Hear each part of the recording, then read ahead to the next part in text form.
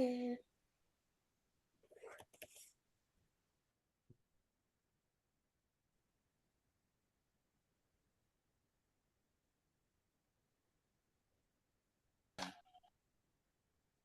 nggak bawa. Di sini nggak ada suara kan? Berarti itu nggak ada. Sengaja ini.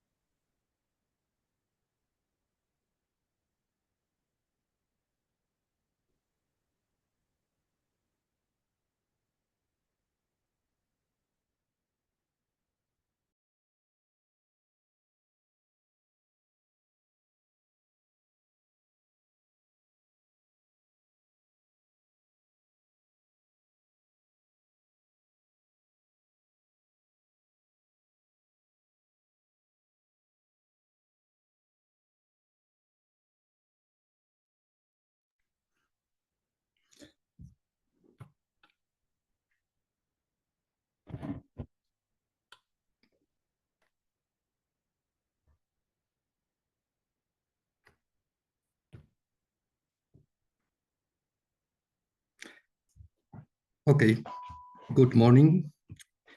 My name is Álvaro Picardo. I work for the SMURF Foundation, and we are coordinators of the SMURF project that is financed by the European Commission and the Horizon Europe program. I want to welcome you all to this. Welcome to this third info session. Welcome.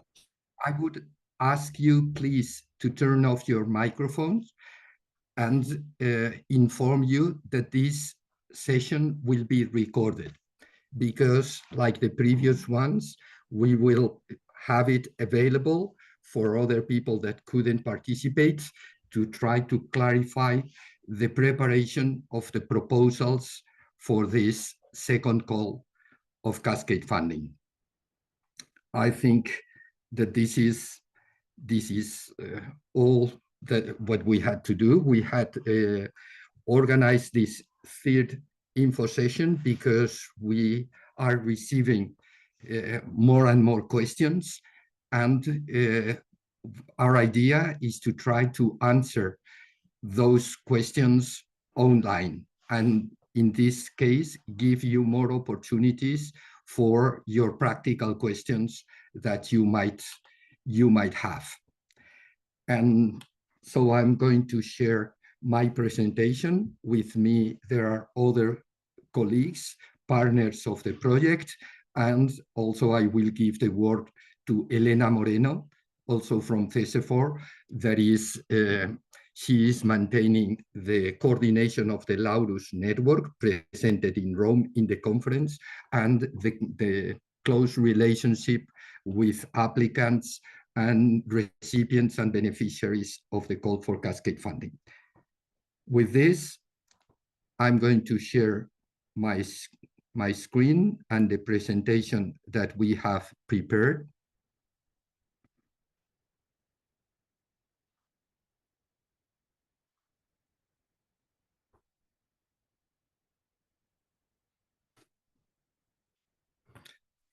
Okay, and so these are the issues that we want to cover. I just gave you the welcome and explain the objectives of the session. Is the last opportunity to clarify online any doubts or questions that you might have. So we want this session to be more participatory than the previous ones. I will shortly refer to the SMURF project, also to the Cascade Funding process, and give you the key information of the second call. We will refer to the list of activities, provide some indications on the application guidelines, some facts, and we'll give you time for questions, for your direct questions that we will try to answer in this session. So the SMURF project, SMURF stands for Sustainable Management Models and Value Chains for Small Forests, and it is a Horizon Europe project financed under the call for forest bioeconomy, and the project started the 1st of January 2024 and will last until the end of 2027. So we have a total of 5.4 million euros, entirely funded by the European Commission, and we will dedicate 1 million to the Cascade Funding to get more associations like you and other organizations to participate in the project activities. We are 10 partners from 6 countries, and the general goal of the project is to develop sustainable and profitable forestry solutions directed to small forest properties, combining approaches of different nature, and developed with your support, with forest owners associations from the 27 member states. That's what we are looking for. And you have the partners that participate in the project. The Cascade Funding is a mechanism of the European Commission designed to distribute public funding, in our case, 1 million euros, to get the participation of third parties in the project activities. We had a first call last year, and we got the participation of 35 forest owners organizations from 16 different countries that resulted out of the 55 applications presented. And mostly that was due because there was a limit of a maximum of 4 organizations per country. Now we are in the process. We have opened the second call for proposals that will close very soon. These are the key data of the second call that is open for small forest owners organizations, and we will clarify this a little bit. The total available funding is 825,000 euros, and the maximum funding per grant is 60,000 euros, depending on the activities that are approved, the activities that you propose and the ones that are approved. In the case of recipients of the first call, the maximum is 55,000 euros. The number of grants that we want to fund is a minimum of 40, but we are looking for even up to 77 forest owners associations. I would appreciate if you turn off your microphones until the time for questions. Okay. The target applicants are associations, federations, confederations, or cooperatives or forest owners. And we will dedicate some time to this. The opening of the call opened on the 9th of April and will close the 2nd of July. So in few weeks at 5 o'clock. Please, this is a sharp limit, so have it clear and do not leave your proposal for the last minute in case there are problems with the internet. The communication of results will take place on the 3rd of October after the detailed process of evaluation. And the start of activities will be right after signing the grant agreement that each recipient of European funds has to sign with CESEFOR as the project coordinator. We are thinking in starting in December this year, and the duration of the grants is until the end of the project, but specifically until the end of July 2027, since we, the partners of the project, need time to integrate all the results that you obtain.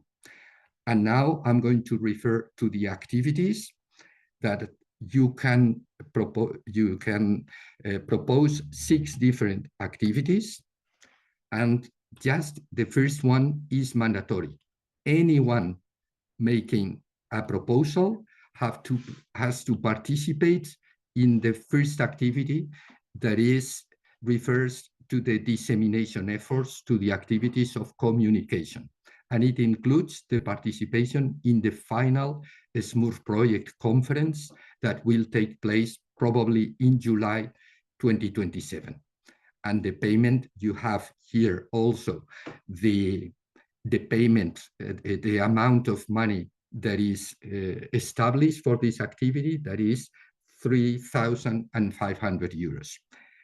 The other activities are optional. You can apply to all of them or just to one or even none of the optional activities, okay? That is very important. Each activity is independent and you can apply just to the first or to the six of them.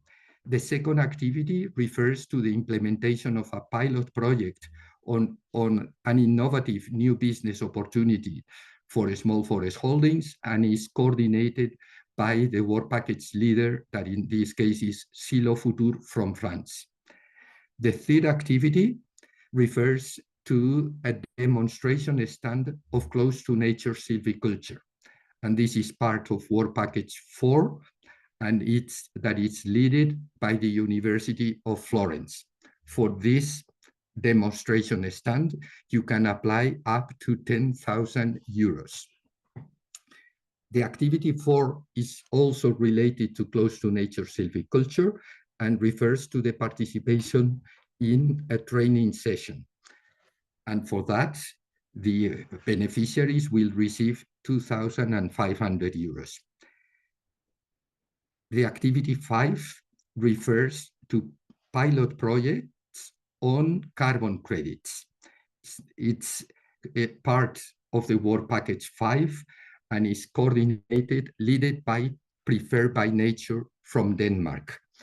And in this case, for these pilot carbon projects, you might apply to up to 12,000 euros. And finally, the sixth activity is the participation in one of the national or regional working groups that we are preparing. And for that, you will receive up to 2,000 euros. So this is the list of activities, and those are the application guidelines that Elena will present. Elena Moreno. Hi all, good morning and welcome to this info session. Okay, I'm going to share my screen.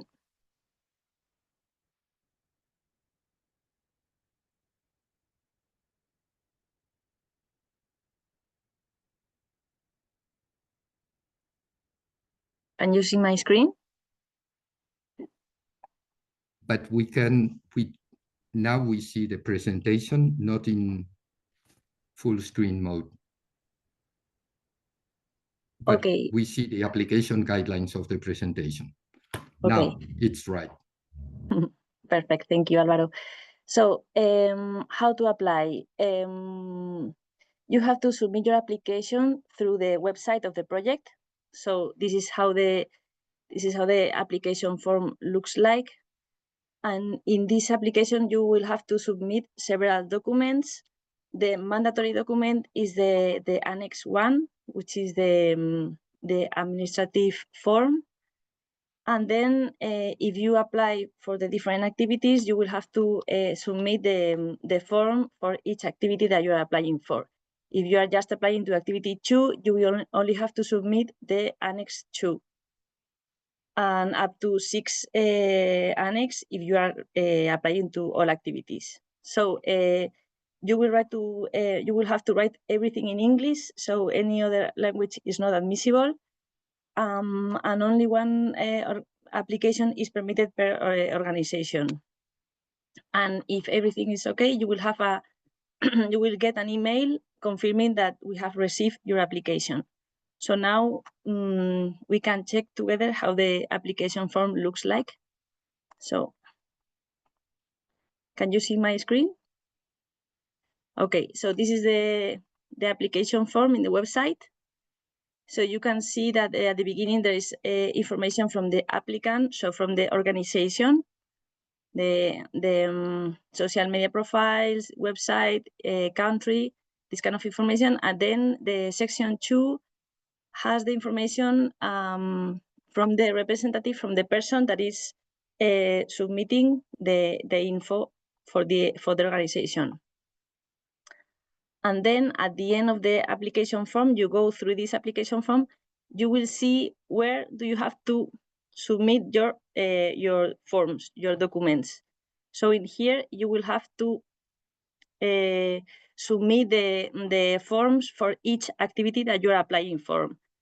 Activity 1 is mandatory, so you will have to always submit here a file, and then the next ones are optional. So depending on the activity that you are applying for, you will have to submit a file or not. So which files are we referring to? You go to the website of the project.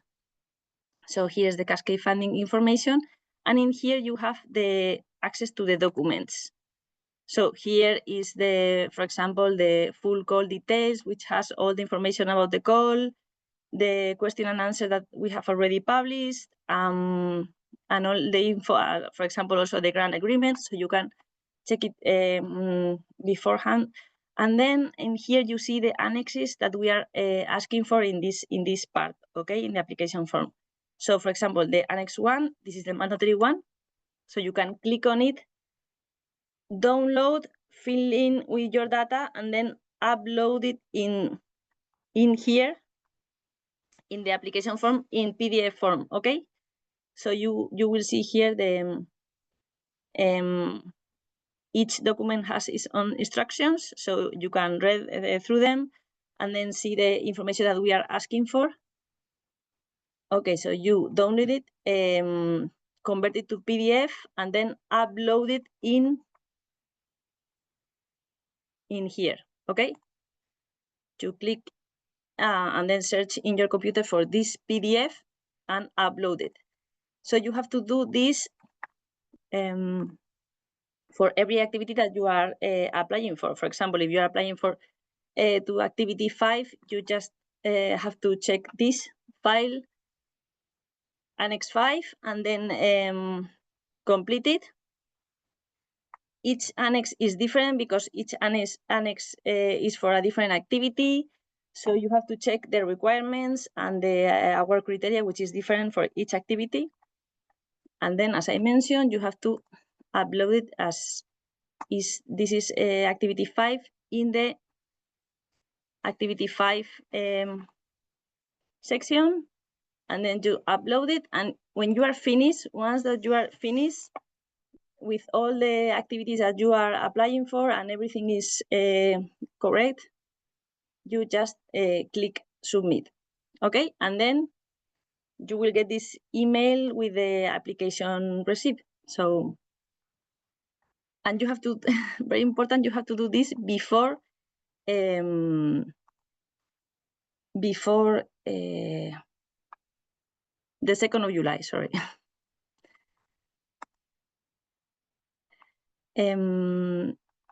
Okay, Alvaro, can you please share your screen, and I just go very quick to the next slide.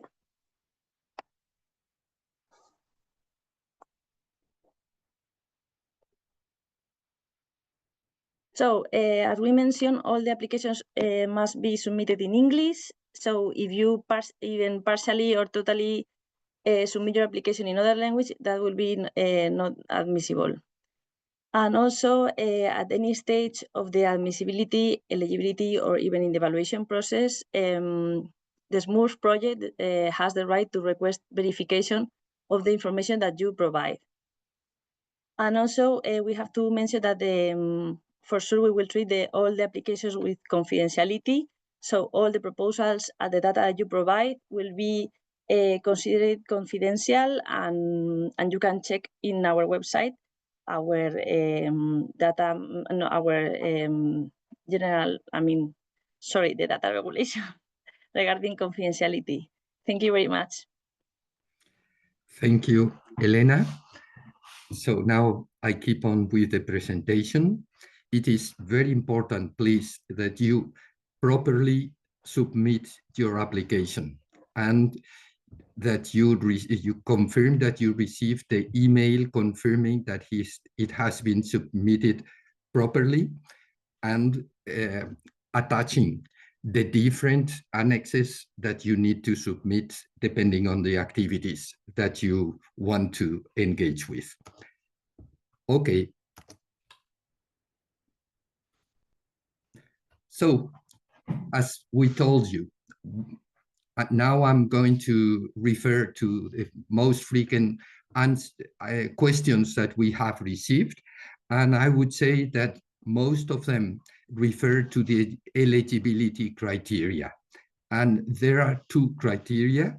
Applicant has to be a legal entity based in one of the 27 European state countries. The applicant has also to be a legal organization dedicated to representing forest owners. And legal organizations could be an association, not for profit. It could be an enterprise, a company. It could be a cooperative, a social enterprise, many different forms according to your national regulation. Okay? You need a fiscal identification number and a bank account, as is clarified in the first criteria. Okay? And in the second case, we indicate the type of organizations that we are looking for. Okay? Some examples of entities that we consider not eligible. In the first case, collective private forest. We know that in Europe there are many different types of forests, and there are forests that are owned by even hundreds of people. That is just one forest, and that's not an entity representing different forest owners. They are co-owners, okay? And that's not what we are looking for. In the second case, we have received some questions from NGOs or consultancies that provide services to small forest owners. They might even manage the forest owned by those people, but they are not dedicated to represent and defend the interest of forest owners. That's why they are not eligible in our criteria and the criteria that we have announced and made public.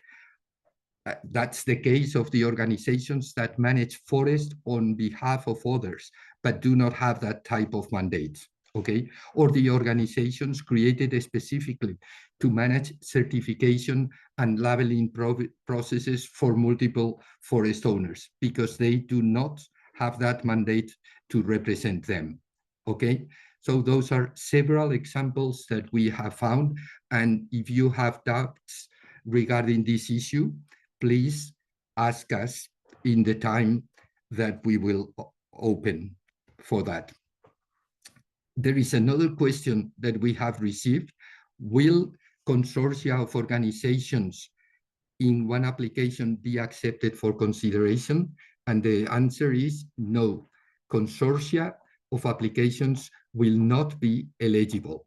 So if you have the interest to engage, present independent proposals, okay? I think that this is clear. Can an organization could submit two proposals within the same activity? No. Each organization can only submit one proposal for one activity, the mandatory one, or for up to 6 activities, okay? But not more than one proposal.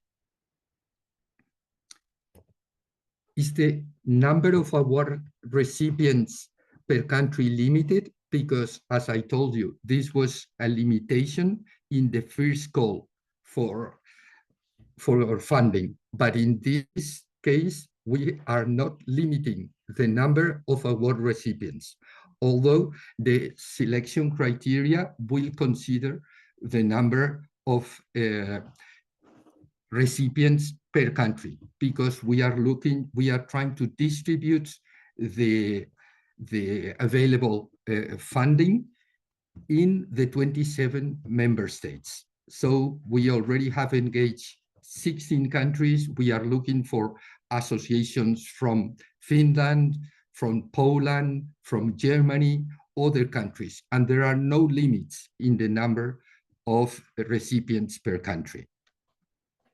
Do award recipients from the first call have priority under the current call? We consider that possibility, and we thought that it was a good idea, but in the end, we decided not to use these criteria. So the recipients of the first call will not have priority when proposing a call for the proposing proposal for this call. Is it necessary to submit a coherent proposal covering all activities? Is it viewed favorably if your organization submits proposals for all activities? No, each activity will be considered independently. And if you do not want to develop a demonstration stand, don't worry, you do not have to submit a proposal with that activity. You decide freely, absolutely freely, in which activities to participate, okay? And the evaluation committee will consider each activity independently. So you can have some of your activities approved and not others, because the reason for that will be that there were other organizations presenting proposals with higher functioning. Is it necessary? Well, is the same question, okay? And I think that I already respond to this. How much funding might each recipient receive? As I told you, the maximum is 65, with the exception of recipients of the first call. But it will depend on the activities that you apply for and the amount that you apply for within each activity. For instance, for the pilot projects on business opportunities, you have up to 30,000 euros, but you might apply only for 20,000, okay? That will be the amount that you will receive. If that activity, if that proposal is approved, you will receive that money as a lump sum, okay? And this question of the lump sums is important, and I didn't refer to it previously. All the amounts are considered lump sums, so you do not have the need to present justifications of the expenditures. You will have to keep those for your records of your association, but we will not require those justification of and bills, okay? Do recipients get any money in advance? We have received some questions regarding this issue, and all the recipients will receive a first prepayment. A fourth of the total, 25% of the approved amount for your proposal will be paid even this year, in December 2025, after signing the grant agreement, maximum in January, okay? And we did that in the first call already. The second payment will be of another fourth in November 2026, okay? So you will have to wait almost 1 year, but you need to consider this, okay? But we think that most of the activities will take place in the second half of 2026 and in the first half of the year 2027. That's why we think that with these previous payments of 50%, it's reasonably cover the activities that you will have to do. And the final unfilled payment, half of the total, will be after you have successfully submitted the reports that are due, okay? And in any case, you will receive all the money before the end of 2027. What type of expenses can the grant be used for? And please, if you have any doubt, go to the full call details documents. And in section 9, everything is clearly explained. And the grant may be used to cover staff, materials, travels, consultancy services, and equipment strictly required for the necessary activities. Subcontracting is permitted in general, but not for those core tasks. The attendance at the final conference, the participation in the training sessions of Close to Nature Silviculture, and the participation in the national groups. You cannot subcontract these activities that are conceived for the personnel of the organizations that are beneficiaries of the grant. And the lump sum, as I told you, all the costs will be approved as lump sums, is a simplified method of settling expenses in projects financed by the Horizon Europe funds. The beneficiary is not required to present strictly defined accounting documents to prove the cost incurred, like invoices, but it's obliged to demonstrate the implementation of the activities in line with the deliverables and the milestones that are defined for each activity. The lump sum does not release the beneficiary from the obligation to collect documentation to confirm the cost under the fiscal regulation of your country, okay? So you need to keep those records for your own interest, but we will not ask for those justifications documents. In which countries will the Close to Nature Silviculture training sessions be held in activity 4? Is it possible to attend training sessions in countries other than the applicant organization's country? Here you have the 7 countries that have been selected, defined by the project partners: Spain, France, Italy, Portugal, Belgium, Romania, and Sweden. But what about organizations from other countries? You can select the country that you would like to participate in the training session, okay? And for that, we ask you to indicate your priorities, okay? To a maximum of 7 countries. It is have clear that the language for the training will be in English, and will give priority to applicants from the same country as the requested country in order to fill the 2 awards available for each of the 7 training sessions, okay? In which countries or regions will the territorial working groups be established for activity 6? Can my organization participate in countries or regions beyond its territorial scope? Well, we haven't been able to predefine those 15 territories, but we will publish them before the 15th of September. And the reason why is that these working groups will be organized by the partners of the project. In fact, by 6 by CESEFOR and 3 by other entities, like Silo Futur will organize 3, the University of Florence, others, etc. And we need the forest authorities to host those working groups. So we are in contact with those authorities, and if the ministry of one country wants that the working group to be organized, is when we will select that country. if you have the interest to organize a working group in your own country, you might get to the ministry, to the authority of your territory, and contribute to the approval of this working group.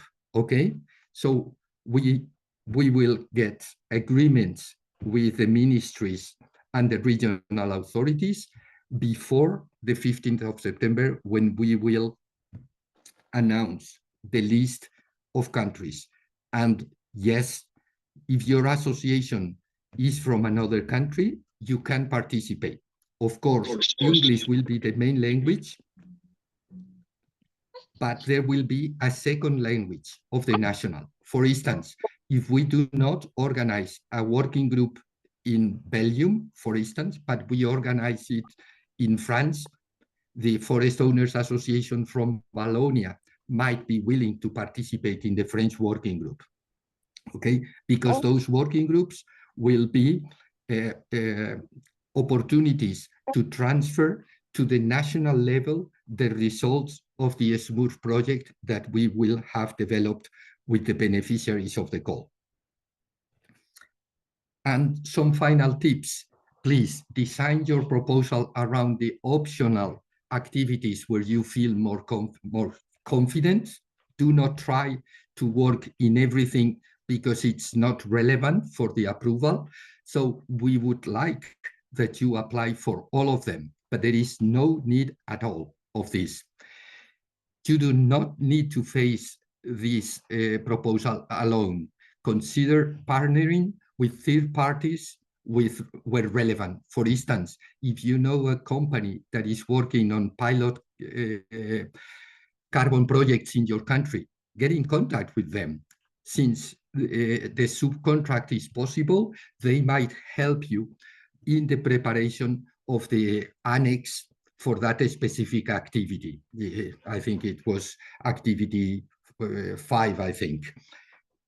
Adapt your application to your organization's strength and don't hesitate to apply for simpler activities that require less effort. But we want you all engaged in the project. So at least participate in the first activity because it's positive and interesting for all of us. Most importantly, applying for that activity will you give access to the SMURF final conference. Don't hold back. There is a place for everyone, but please respect the closing date and time, the 2nd of July at 5 o'clock. And a clear recommendation, do not leave this for the last day because there might be some problems. So think in presenting the proposal by the end of this month or the 1st of July. So now we have time for questions, and I'm going to stop sharing my screen. I would like, this is open for you. If you turn on your cameras, you can use the option to react. It's down, you have the reactions, and you can raise your hand, or you can write in the chat your question. Is there any question already? Someone who wants to start? Valerie raised her hand. Yes, Valerie. I have a few questions. Maybe the first question, but I don't know, maybe it's irrelevant. I was wondering if there is a limit of projects that you are willing to accept, but it will all be within, the budget will be completely used, I suppose. And then I was wondering, the selection criteria that you are using, are they available somewhere? Because I haven't seen them. Elena, could you answer that? Yes, sure. The award criteria is available in the full call document in the website. I can just put the link in the chat now, but it's in the full call document in the website. Okay. So there you could see that each activity is evaluated independently. So each activity has its own award criteria. Okay. And then for the yeah. first question, yes, there is each activity has a number of like how many of these activities are going to be funded. So how many of recipients for each activity are going to be funded? And this is also available in the full call document. Okay. Yeah, I'll check again. I probably missed it. And then I was also wondering, for instance, like the one on the innovative business models. For that, I think it's really hard because sometimes you have several options in your head. It's difficult to have an idea which one would be the most attractive for the team. Is there any help or any suggestion on that topic? I would say that think in your own interest, something that is that really deserves your interest and that you would like to be done. What is important is that the activity is eligible. For instance, and working on a business in innovation on non-wood forest products, but there are not in the list, like tapping birch trees. That's not eligible. But for instance, there was a question, what about biochar? And someone asked about this. Could we consider biochar as a non-wood forest product? We think that biochar is made out of lignin and biomass and wood residues. So it's not within that category, but could be in the category of damaged wood if you use damaged wood, or could be in the category of new products in the first of the options. So we know that forest owners associations have plenty of ideas, but do not think in the type of activities that the evaluation committee might like, because the important is the way in which your proposal is defined and that you have a clear idea on how to implement it. That's my recommendation. Maybe you could do it because you get the funding, or maybe you can't, and the second option would have been better. So, okay, we'll have to take our luck on that. And then I had one last question, if I may. I can't remember which one. One of the pilots, there was a requirement of 20 hectares of connected forest. But I was wondering because, for instance, in Belgium, it's very hard to find a connected forest of 20 hectares. Can we get a derivation from that? Yes, from that number of hectares, or is it not possible? Well, the Because we 20 are talking hectares, about small forest owners, and they are really, really small in Belgium. well, in fact, the average forest holding in Europe is 10 hectares. And in many countries, each ownership might have 1, 2, 3 hectares. So the 20 hectares might be contiguous or not. You can have the 20 hectares of one owner, or like having 5 owners that in total have the 20 hectares. 5 owners or whatever. Yeah, but the forest needs to be connected in 20 hectares anyway. No, Or no? no. Oh, okay. You can have, for instance, one owner might have 2 hectares in the same slope and then have, but you do not get the 20 in that block, and you have 17. And then you have another area of 3 that is close by. So we understand these type of situations, and it is possible. It's not a must, okay? But it's preferable if it's all together, because for a demonstration stand, if you have to go to 5 different places, even in different municipalities, it's not really helpful, okay? Yeah. So the evaluation committee will give priority to those proposals that are contiguous, but it's not a must, okay? I see another hand by Christine Sanchez, but there is also some questions in the chat. I will say, Christine, go ahead, and then I read the question by Dana Perskovikova from Slovakia. Yes, hello. Thank you, Alvaro.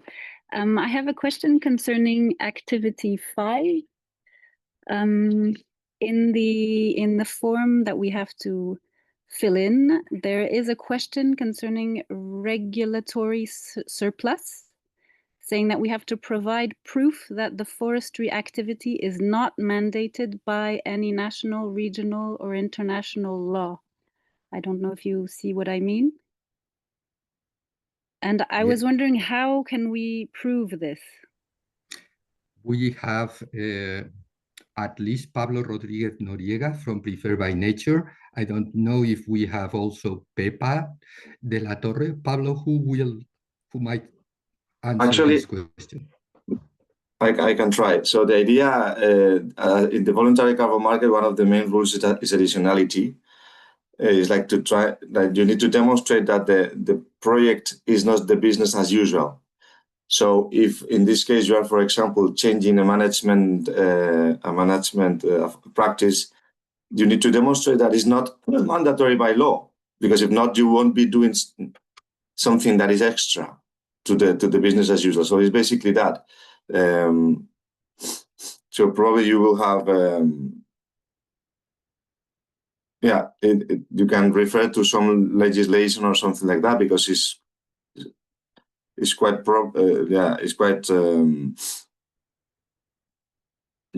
I mean, it would be easy to say that because I think there's not mandate laws in our countries, like saying that you need to do like a extended rotation period or longer to protected, unless you are working in an area that is, by law, mandatory to protect the forest. I'm not sure I will fill in 200 words, but I will say that it is not business as usual.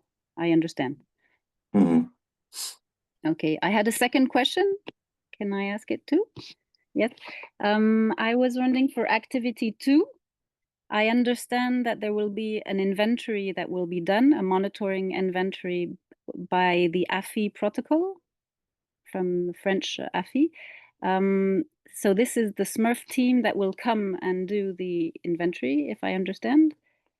And is this taken into account? Do we have to pay this with the grant, or is it included? Is it a cost that we have to take into account in the budget? That's what I was wondering.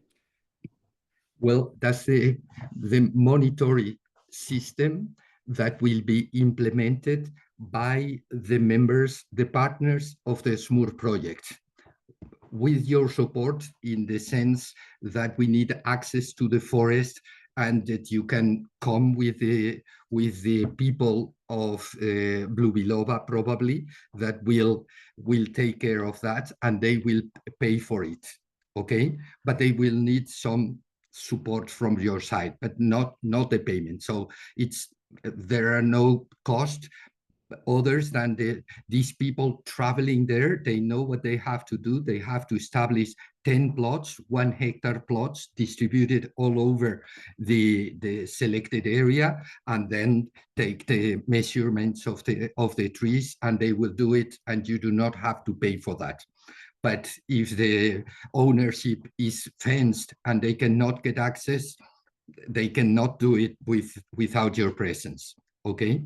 Okay, thank you.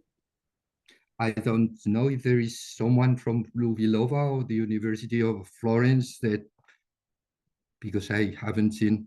No, I think that this is as I told you. Okay? Thank you, Christine. And now I would give the word to Dana from Slovakia, but I think that the question in the chat is clear. If you are a union of different regional associations, you can submit your proposal and in any of the activities. And you decide the people that will participate in the training sessions. And it could be people of your organization or of your members. You decide on that.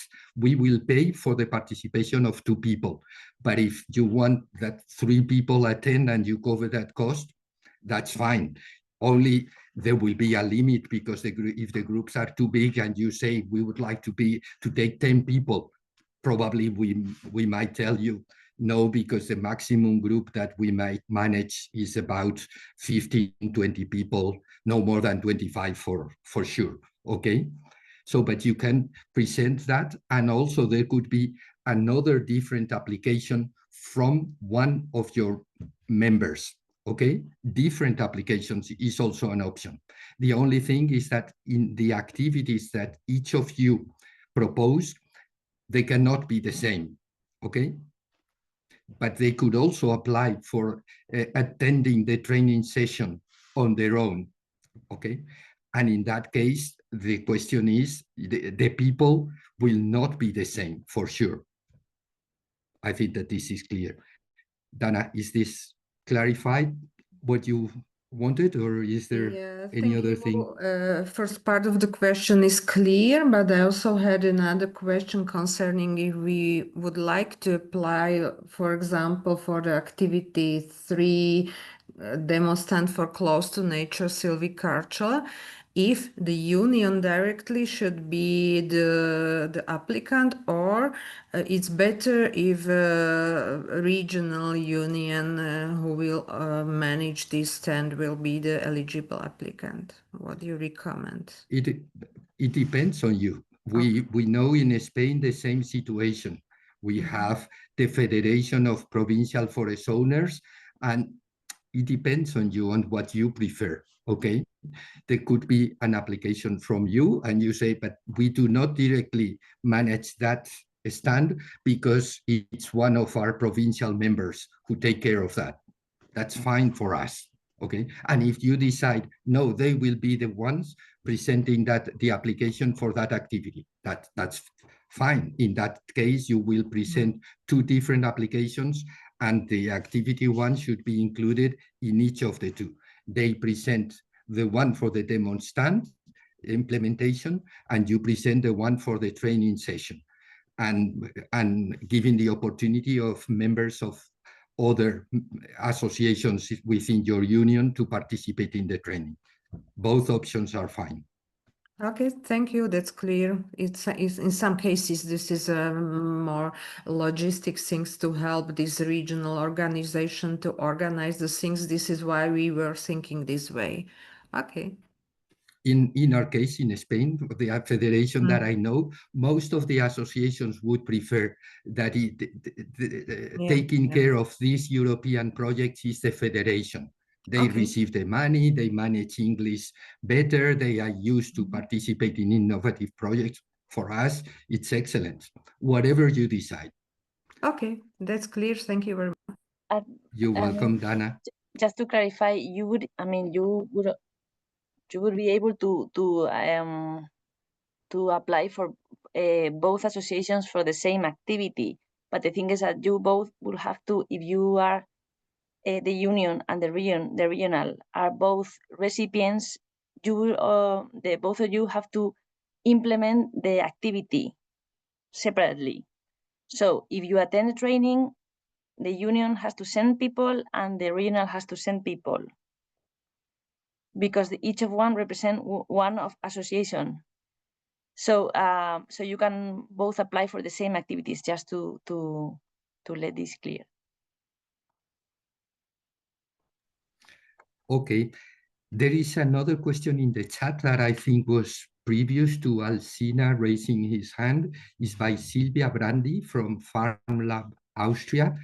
Our association has the general purpose to introduce innovation in rural areas of Southeast Austria.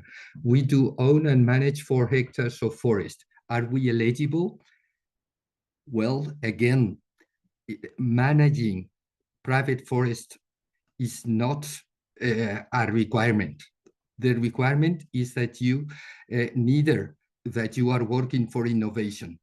The question is, do you work to represent the interest of the forest owners within your organizations? Do you have farmers or forest owners in the region that you are representing or not?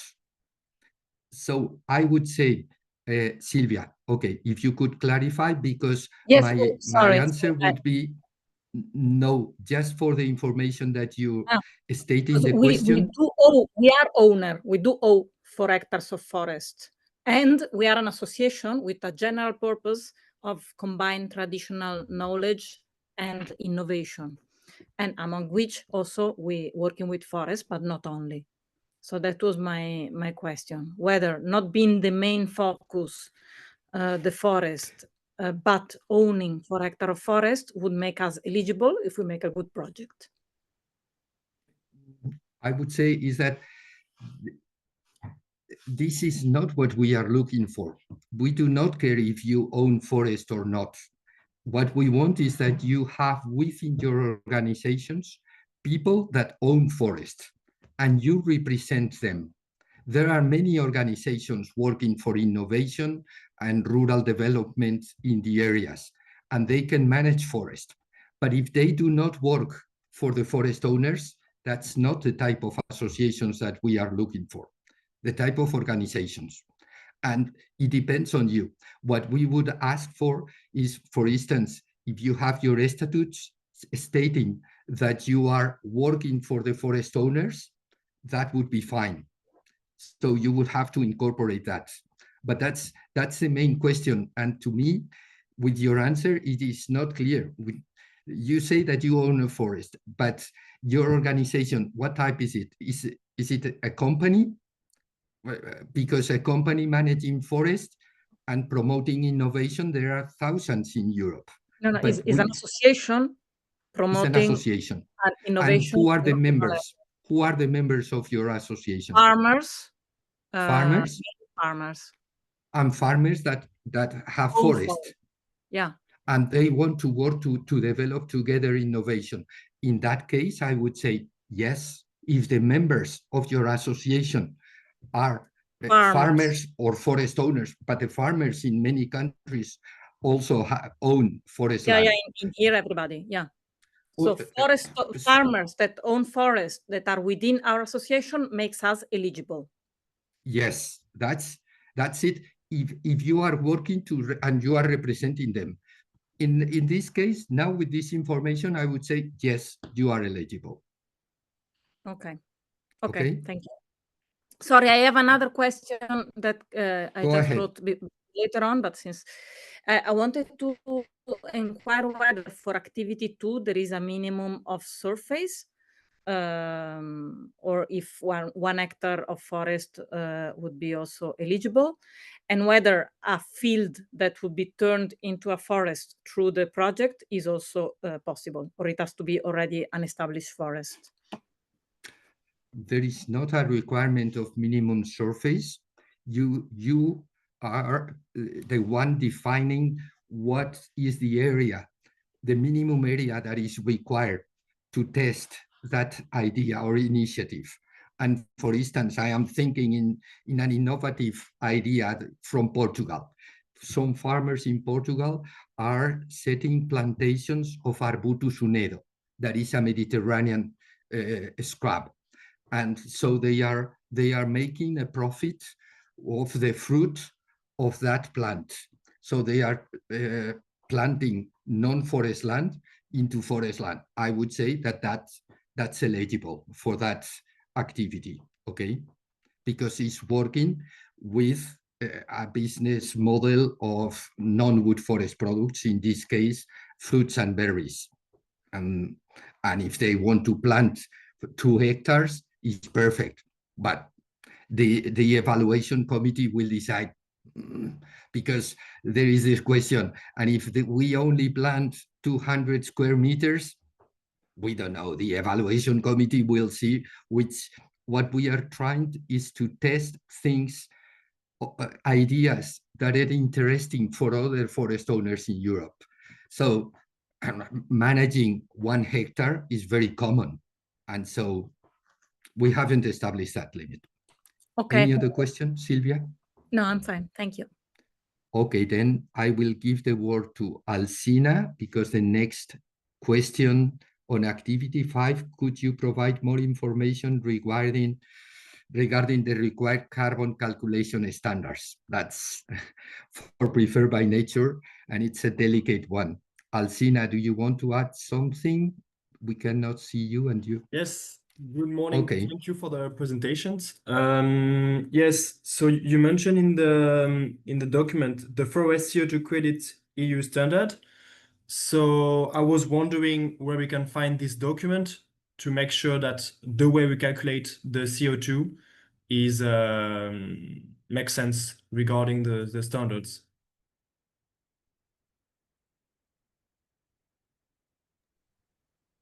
Okay. So I think it's important to clarify. Let me see if I answered your question. That we are developing now. We are in the process of developing the framework and the methodologies that will be used for these carbon initiatives. So we are working in parallel with the Cascade Funding. So now you don't have a reference of methodologies that should be used because they are not developed.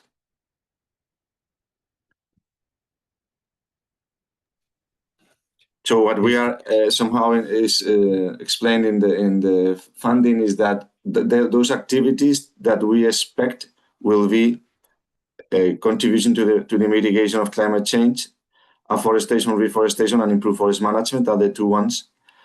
In the case of afforestation, reforestation is clear. I mean, it's not.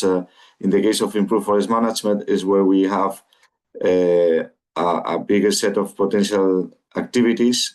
And we are mainly thinking in the three ones that were explained, that is extended rotation period, located to protected, and low productivity to high productivity. But our idea is to try to include all the potential activities of the forest management improvement that can contribute to the increase of the increase on the stock changes on the biomass.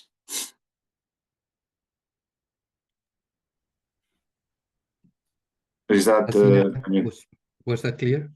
Yeah. Did I answer your question or? Yes, I think so. Thank you. So we can make our calculation and we'll explain how we calculate the CO2, and then you will validate the method or not. No. So if you are granted, then you will need to use our methodology. And you will need to follow our framework. You will need to draft a PDD and a monitoring report. And then we will validate and verify your project and register it under our registry, and then issue the credits under our registry.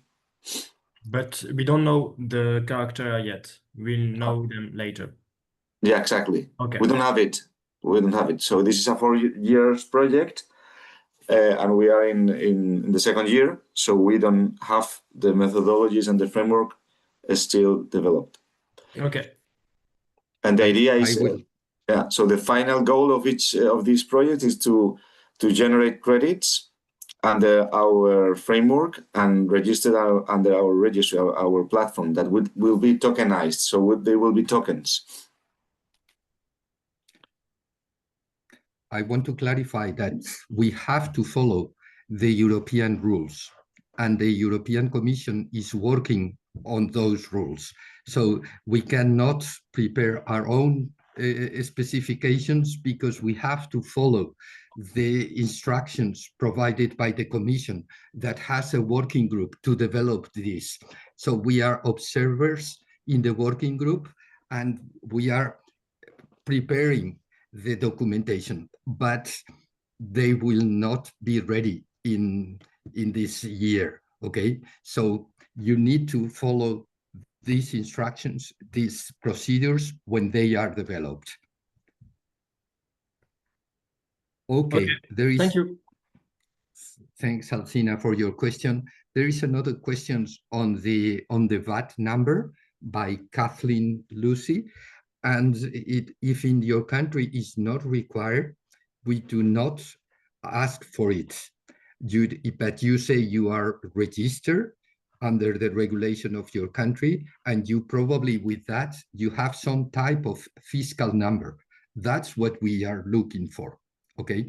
That's, excuse me, for instance, that's the case in Italy. They have their own fiscal number, but it's not the VAT number. And that's enough. Perfect. Kathleen, Great, could you tell great. us? Thank you very much. Is that clear? Yeah, 100%. Thank you. Thank you. Perfect. So more how for CNS stands you need minimum 20 hectare of forest. We only have 5 hectares. Well, if you only have 5 hectares, you cannot apply for the establishment of a demo stand because you need 20 hectares. But you do not need to be the owner of that land. What we are looking for is associations that have members that will provide the stand, okay? And it can be owned by several people, as we respond to Valerie from Flanders, okay? Okay, So thanks. it will be, no, sorry. You will need to find other people providing, and in the end, signing an agreement for 15 years to maintain this type of silviculture and for changing the management plan. If it states that you are working in periodic cover, regular forestry, then it will have to be changed by the forest owners. So signing the agreement. Okay. Answers to Valerie. Kove Vermermis, Koppelvans for activity 3. Again, the close to nature's demo stands. What are the monitoring responsibilities for the recipient in the 15-year monitoring period? Very good questions. And how does the selection of the 10 permanent monitoring plots work? Well, the idea is that you select the stand, minimum 20 hectares, contiguous, or in 2 plots, okay, more or less. And then with the idea to represent the conditions of the stand, one partner of a SMURF, it will be Blue Biloba, will travel to the area of the selected proposals, and they will, with you, they will have to look all over the stand. And they will follow a protocol that has been designed by Association Fauteuil Régulier, a French association that has a network of this type of stands. Okay, and the idea is that they will establish permanent plots of 1 hectare, but they do not affect the forest at all. Okay, they will measure the trees in that hectare. They will probably leave a piece of metal to identify it, because every 5 years they will have to travel and remeasure the trees, okay? And what we want is that you respect the maintenance of that, but you do not have to do anything. The only, of course, what is important is that the silviculture that is followed in the 20 hectares of the demo stands follow the guidelines prepared by the SMURF project, and that you do not go and cut other trees because you decided to sell, you needed the money, and you decided to cut 5 of the hectares clear cut. That's not admissible. And that's why the forest owners will have to sign an agreement accepting that for 15 years, the guidelines on closer to nature silviculture will be followed, okay? And that the monitoring system will be respect in the sense that you're not doing this type of things at 15 years, okay? Kobe, was that a clear response? Yeah, thank you. That was clear. I also have one more small question, if that's okay, because in the form for activity 3, there's a part where you have to fill in forest owner identification number, but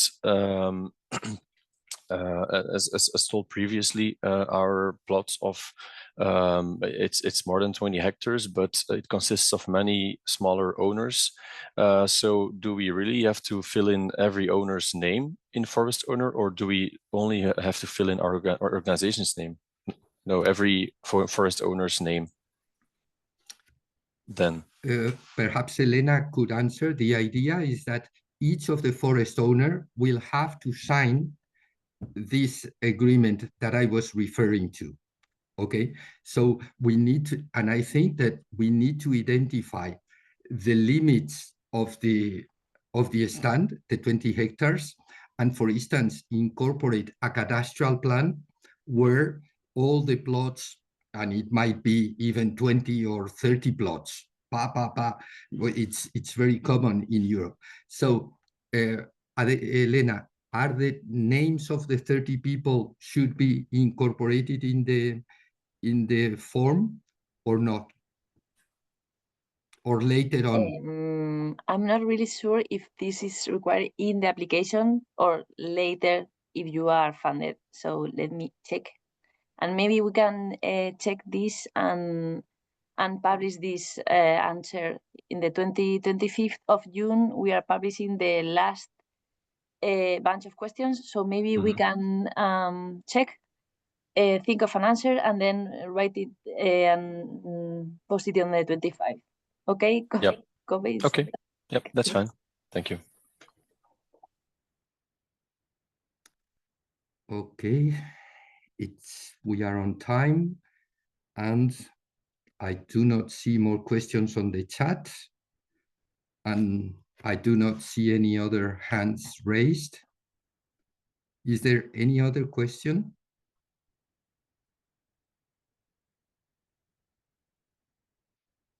Okay, if not, please send us your final questions by email, and the last opportunity for answering questions is, again, Elena, could you repeat before the 20? Yes, the 25, that's the last day we are posting questions and answers. So please send us your question, and please apply, and don't be afraid. You are all welcome to apply and join us, hopefully. Kathleen, yes. The recording of this session will be available on the webpage, like the previous info sessions. They are available for you or other members of your organization that they can be helpful. Perfect. Thank you. Okay. I want to thank you for your participation, and again invite you to submit a proposal that responds to your needs and your strengths. And as we think that in the conference that we had in Rome, it was a good success, we think a great success, and the main element for that success was the participation of 35 forest owners associations representing the diversity of conditions in Europe. This is why it's so important that you participate, that we have organizations from all over Europe explaining your difficulties, presenting your strengths, the ideas that you have. And so please participate, even if you only propose the mandatory activity first. It's important that we all make together this network of forest owners associations, because this was never done. So invite others and participate, and try to do as best as possible, because we know that this is a difficult proposal. The forms are complicated, but you have to understand that there are complicated issues, and that you need to provide those informs. I see that in the chat there are 4 messages. Can we take a picture before before everyone leaves? Yes, Elena, if you can turn on your cameras, that's helpful for us.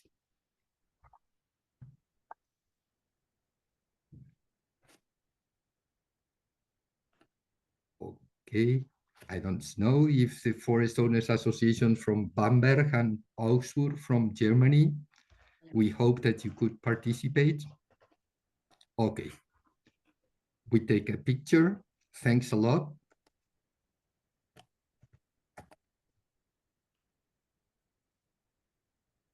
Thank you very much for joining and for participating. Thanks a lot for your interest and your efforts. And let's make this network a strength. Laurus, Thank you. we count on you. Thank you. Goodbye. Thank you. Bye, thank you. Bye-bye.